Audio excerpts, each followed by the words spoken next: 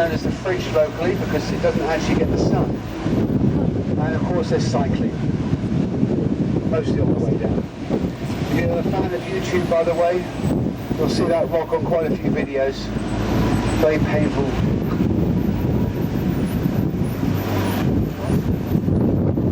Now let's talk a little bit about ancient history. Back in 1897, King Edward, one of the last Wessex kings of the area, was out hunting on top of the Mendips, and it had its usual weather up there, thick mist and rain. No hunting deer. Now, can you see that rocky outcrop up there I'm pointing to? Well, the deer they were hunting came off the cliff at that point, and so did half the hunting party. Now the king was lucky, his horse threw him. And so he decided divine intervention was the reason he was still alive and hadn't gone off the cliff. So he went and got a local priest called Dunstan, and together they took a little walk up there and they blessed that rock, and that's why it's called Priest Rock to this day. Now Dunstan got well paid for his job because he got made the Archbishop of Canterbury, not London, which is not bad. The white areas, don't worry about those, that's where the peregrine falcons are. In other words, it's Berkshire.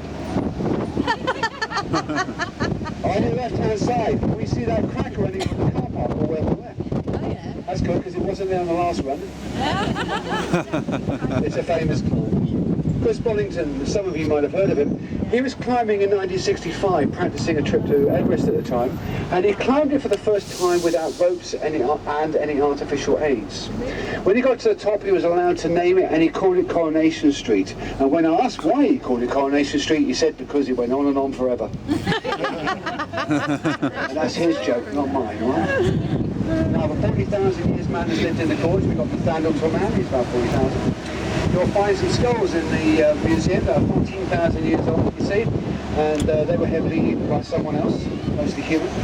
Then you've got Chedder man himself, he's 9,000 years old and still actually got relatives in Chedder.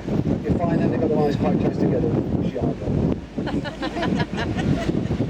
But you'd have thought most people would have given up living in caves. Not so.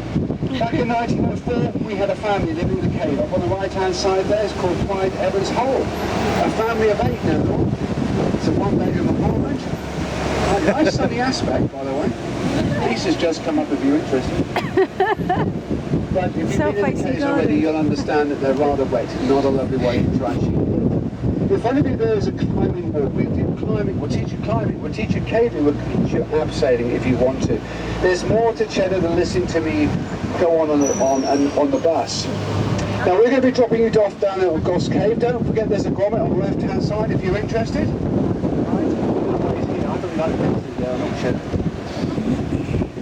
But thank you very much for listening to me. You've been actually a great crowd. And enjoy the rest of your day, and thank you very much, and wait till the bus stops before you get off. Cheers, thank you very much.